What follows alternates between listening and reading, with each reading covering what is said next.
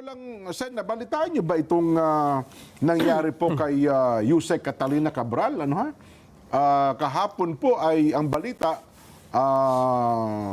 natagpuan doon sa isang bangin. Ano ha? Ayun. Nabalitaan ko yan, alas 8 ng gabi siguro, kagabi, Jen. Ang unang nagbalita sa akin dyan ay si Senador Jingo Estrada. Opo. Siya din nabigla. Alam mo ba ito? Sabi niya, ano ka ako?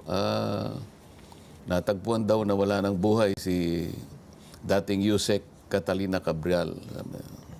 So, yun, doon ko nabalitaan. Siguro maganda, basahin natin yung buong balita. Sige, para magkaroon tayo ng tamang konteksto. No? Context, ayun.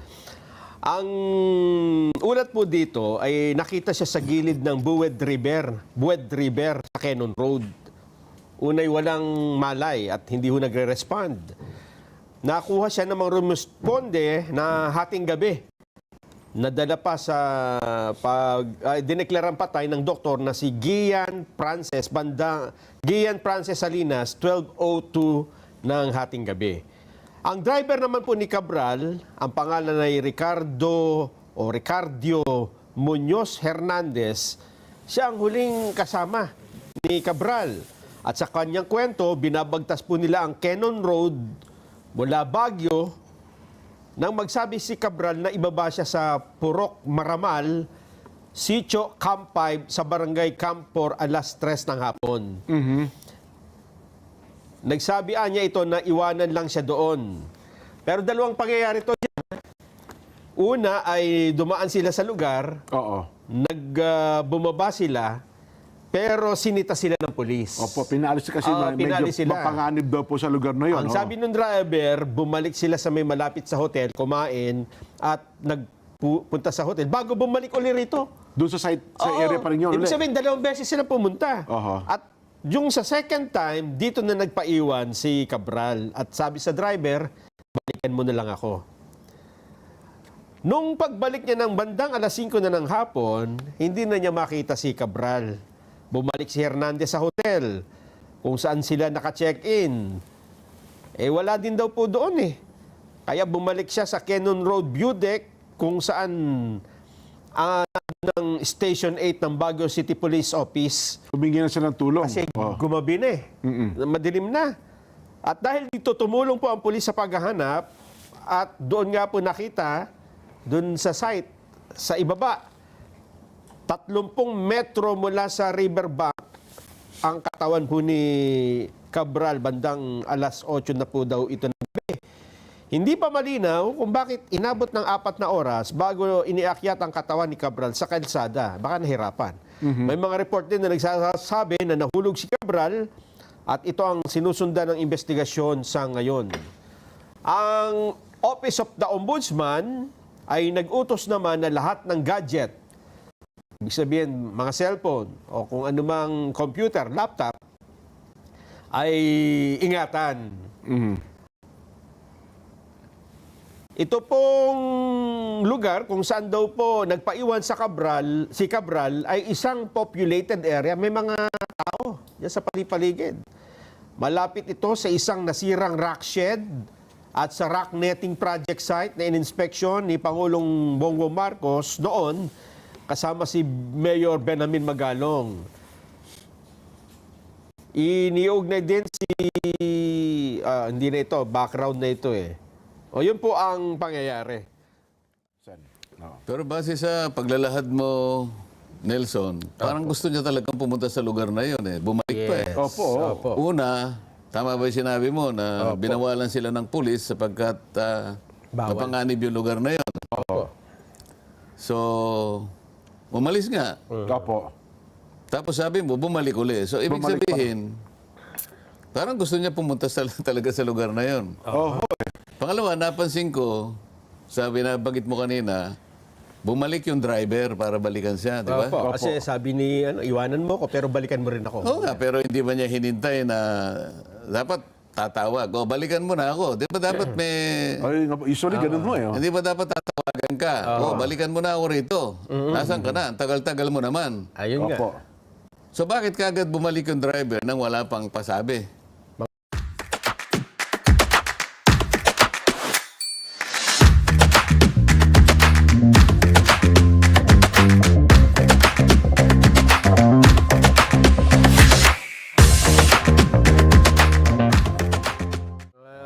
Isang oras daw po Isang ito. oras sa pagitan, nagpakarga daw siya ng gas, di ba? Yun ang mayroon pang istorya ng Oo gano'n. nga, pero di ba karaniwan, hihintayin mo yung... Tawag ng boss mo. Kasi iwanan mo na muna ako dito. Opo. Di ba pangkaraniwan? Te-text na lang kita. Tatawagan kita. Wala bang ganun? Wala po. Walang ganon, Sen, ano? Well, ayaw naman ho nating magbigay ng mas malalim pang komento sa bagay ito. Una, ay iginagalang natin, nirespeto ang pangyayari po dito kay Yusek Cabral. At maaari ay nananangis yung pamilya nila. Ano ha? Ukol sa bagay ito. Pero siyempre, yun nga po ang ating sinasabi, maraming katanungan sa isipan ng ating mga kabayan, Sen, sa pangyayari ito. No? At hindi naman Palagay natin ko, maalis yan. Kasi ang mga katanungan na yan ay patuloy pang dadami siguro. Dahil alam naman natin, si Yusek Cabral ay dating nagsilbi sa DPWH. Opo. At alam din natin, very sensitive yung kanyang posisyon. Lahat ay mag-agree sa katotohanan na yung kanyang posisyon na yon ay masyadong maraming naglalaman yun ng maraming impormasyon tungkol sa kung paano inilalatag ang mga proyekto ng ating pamahalaan. Kasi DPWH ito din, Nelson. Opo, Yusek for planning po siya. Oo. At hanggang sa maaalala ko, mula nung ako ay naging chairman ng Blue Ribbon Committee, ay talagang halos umiikot sa kanyang opisina yung mga unang katanungan dyan. Opo. Lalo na yung mga proponents ng projects, kung paano nilalatag yung mga tinatawag na, kung paano pinalalaki yung mga pondo, kung paano binabahagi. Talagang yung opisina niya ang nakatutok dyan. Oo, tama. At maliban pa dun sa tinatawag nating mga applications. Siya yung umahawak kasi niyang mga applications. Ganun ho ba? Oo. Siya yung nakakaalam kung ano yung mga coordinates Yun. ng mga project. Oho. Kung talagang gugustuhin niya na sabihin kung nasaan Oho. ang mga coordinates ng lahat ng projects, lalong-lalo na yung pinag-uusapan noon na flood control, siya talaga ang bukod na opisinang nakakaalam ng lahat ng mga sensitibong impormasyon. Nasa opisina po niya yun. No? Ngayon, dahil nga sa kahalagahan ng opisina niya, nung kasagsagan na nagtatanungan tungkol dyan, ay nagbitiw nga siya. Oho. At mula doon ay wala namang masyadong ginawa na yung Blue Ribbon Committee. At marami nga nagtataka, ba't ganon? Oho. Oho. Siya yung pinakamaraming nalalaman dyan, parang wala lang. Oho. Pagkatapos, maraming nagsasabi na nakakuha ng mga impormasyon na maaaring makapagbigay ng kung ano-anong related na Oho. mga ibang tatalakayin at maaaring maigobyo maraming tao. Kaya siguro ngayon, kung mo nangyari yan, talagang aasahan mo na babangon ng mas maraming tanong. Opo, marami talagang tanong. Mas maraming tanong ngayon kaysa kasagutan. Oho. Nakakalungkot yung nangyari dyan.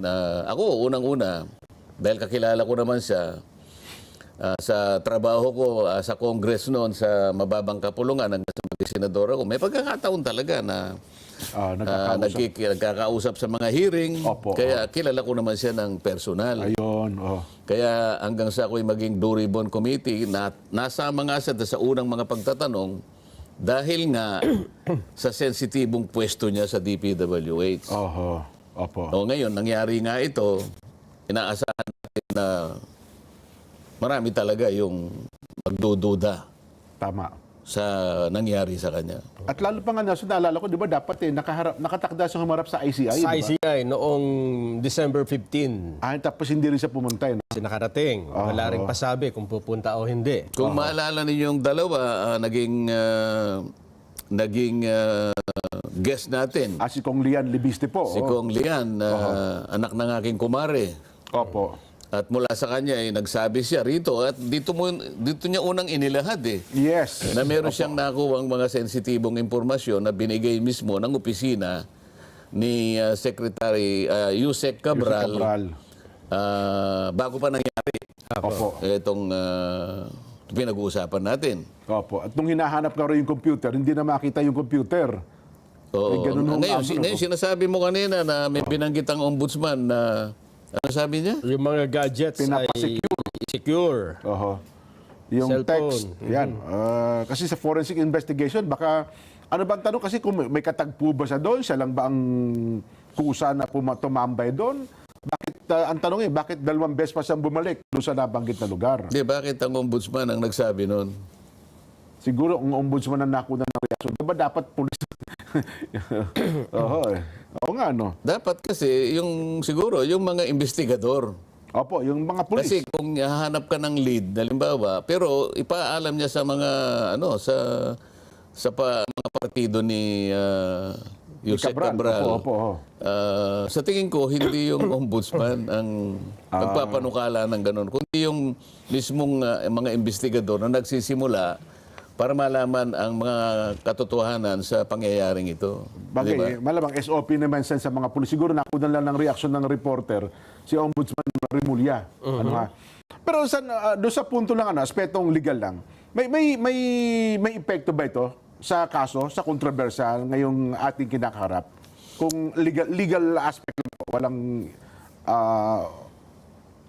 kasi ang tanong nila ngayon, di ba, ano magiging epekto nito sa iskandalo ng flood control? Ang magiging maraming epekto sa tingin ko kasi nga yung sa dami ng mga impormasyon na dapat sana'y nailahad niya o naikwento niya, maaring yung iba ngayon ay hindi na makikita. Ayun. Di ba? Opo. Maaring tamaan naman ng mga impormasyon na yan ay medyo nagsasaya siguro. Ayun. Oho. Kaya kung tatanungin mo kung anong magiging epekto niyan, merong nalulungkot talaga, merong nagsasaya. May lihim pa na, tama kayo, Kasi sir, no? Opo. yung mga dapat na maibahagi, alang-alang dun sa ikalilinaw ng sino ba talaga ang nagpasimuno niyan, kagaya ng binabanggit natin dito, Opo. palagi nating binabanggit, sana sa lalong madaling panahon, makita natin kung sino yung mga masterminds, hindi ba? Opo. Ngayon, isa sa epekto, baka mahirapan kung paano maituturo lahat yun, di ba? Aha. Dahil sa pagkawala Kung ni Yusek tatanungin Cabral. mo ako, kasi simpleng-simple lang naman, mas maganda, maraming magkukwento, maraming mapagkukunan ng impormasyon, Opo. pero sa nangyaring ito, maaring mapigilan yung iba. Pero sa kasaysayan naman, kung minsan, meron tinatawag na yung twist of fate. Opo. Sa ibang pagkakataon, bigla na lang lilitaw naman yung mga ibang... kasi mag-iiwan naman ng bakas lahat eh. Tsak po yun. Di ba? Oho. Hindi naman isang tao lang siguro nakakaalam sa kanyang opisina. Mga ganun. Well, anyway, ako naniniwala naman sa makabagong kaparaanan ng investigasyon ngayon sa part ng Baguio PNP ng Cordillera, tsak, magkakaroon ng malalimang investigasyon siguro, Sen. Ano talaga naging dahilan ng naging kamatayan nitong si Yusek Cabral? Hindi lamang yung kamatayan niya mismo, kung hindi yung epekto ng pagkawala Ayan, niya. opo, Kasi oho. nga, nawala siya